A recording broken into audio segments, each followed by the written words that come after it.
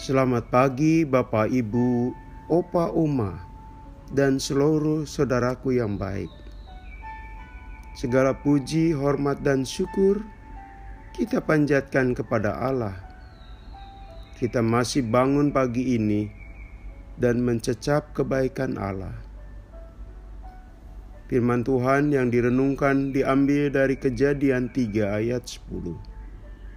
Ia menjawab, "Ketika aku mendengar bahwa engkau ada dalam taman ini, aku menjadi takut karena aku telanjang. Sebab itu aku bersembunyi." Saudaraku, Adam dan Hawa ingin menyamai Tuhan penciptanya. Manusia ingin sejajar dengan Allah, ingin selevel. Mereka tidak puas dalam posisi makhluk ciptaan, tapi ingin menyamai seperti yang Allah miliki. Apa akibatnya? Manusia mengabaikan perintah Allah. Mereka menutup telinga dan hatinya atas pesan Allah. Dan mereka makan buah pohon yang ada di Taman Eden. Suara dan pesan Allah dikalahkan, ambisi yang bukan pada tempatnya. Salah satu naluri dan ciri manusia adalah ingin lebih. Sehingga dalam hatinya bergejolak perasaan tidak pernah puas. Bagaimana kita menyikapinya? Tentu hal itu bisa dilihat secara positif, bisa pula sebaliknya secara negatif. Hal positif, karena ingin lebih dan tidak puas, bisa membuat hidup terus berubah dan berkembang. Berbagai penemuan, baik ilmiah maupun praktis, lahir karena manusia yang ingin lebih dan tidak puas. Salah satu buktinya adalah handphone yang sedang kita pakai ini. Dulu jika ingin menelpon, pasti kita memakai pesawat telepon rumah. Demikian juga ingin memotret, pasti menggunakan kamera.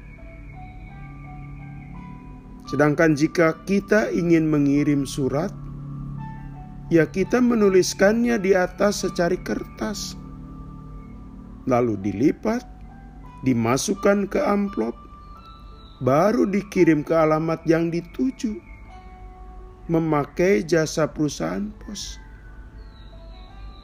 Beberapa waktu kemudian, barulah surat ini diterima dan dapat dibaca penerimanya. Kini, dalam satu benda bernama smartphone, telepon pintar, semua yang disebutkan tadi sudah menjadi benda jadul, ketinggalan zaman. Dalam satu benda bernama smartphone ini, kita bisa menelpon, mengirim pesan, memotret, bahkan masih banyak fungsi lain. Saudara, temuan ini bukan ujuk-ujuk, tetapi lahir dari keinginan yang terus-menerus ingin lebih, tidak puas dengan yang sudah ada. Dari sanalah titik tolak hidup manusia terus berubah dan berkembang. Selalu ada hal baru yang ditemukan manusia. Tidak heran, hidup manusia terus mengalami perubahan. Kembali saat Adam dan Hawa berada di Taman Eden, Mereka punya keinginan menjadi seperti Allah. tapi itu keliru di mata Allah. Hidup di Taman Eden berakhir diganti hidup yang penuh perjuangan. Peluh dan lelah menjadi bagian hidup manusia. Akibatnya, perbuatan itu, Adam dan Hawa malu kepada Allah. Semula mereka dekat dan tidak takut pada sosok Allah. Kini mereka takut, bersembunyi. Adam dan Hawa menghindar dari Allah, takut dan malu. Tidak mau bersua dengan Allah, sekaligus menutup tubuh dengan daun-daunan. Jadi karena mereka ingin lebih dan tidak puas, suasana harmoni telah hancur. Ditambah lagi, di antara Adam dan Hawa lahir sikap mencari kambing hitam, menempatkan pihak lain sebagai biang kesalahan. Tidak ada pengakuan pribadi bahwa dirinya lah yang telah bertindak keliru. Adam menyalahkan Hawa, dan Hawa pun tidak mau dianggap sebagai sumber penyebab kekeliruan. Maka ular dijadikan objek kambing hitamnya. Saudaraku, sejak itu hingga kini sikap ingin lebih dan tidak puas melekat pada sosok manusia. Bagaimana kita menempatkan sifat dan sikap ini? Secara negatif, sikap demikian membuat manusia serakah dan ambisius.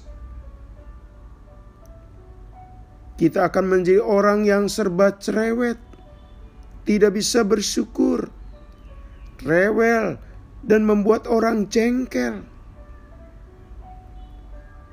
Konflik dengan sesama cepat atau lambat akan terjadi.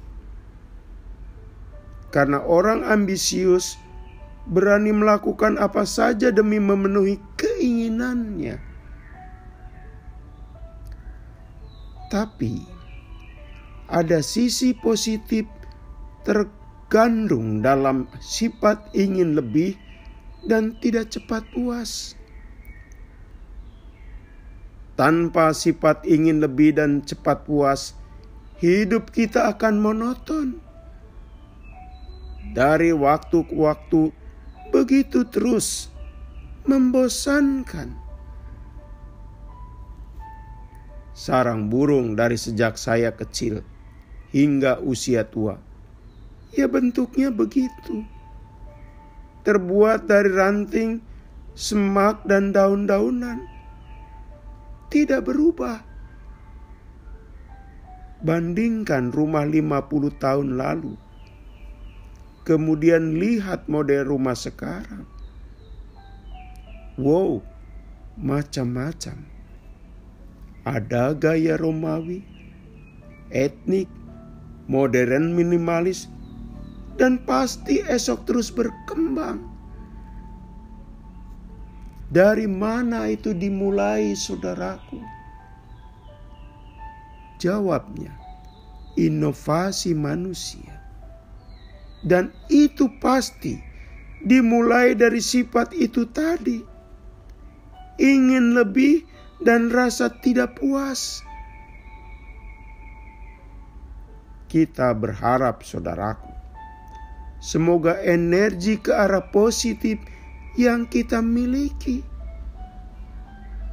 sehingga kehidupan apapun, hidup pribadi, gereja, maupun masyarakat terus berkembang, sambil dilengkapi hikmat dan pengetahuan dari Allah, Sang Halik. Untuk apa? Supaya tidak serakah, rakus, yang ujungnya merusak relasi harmoni antar manusia. Mari kita berdoa. Ya Allah, tanamkan hidup kami terarah kepada hidup yang berkembang dengan tetap memelihara relasi harmonis dengan Engkau dan sesama kami. Dalam nama Tuhan Yesus kami berdoa. Amin. Selamat pagi saudaraku. Selamat memasuki hari yang baru. Masih bersama Pendeta Supriyatno. Tuhan memberkati.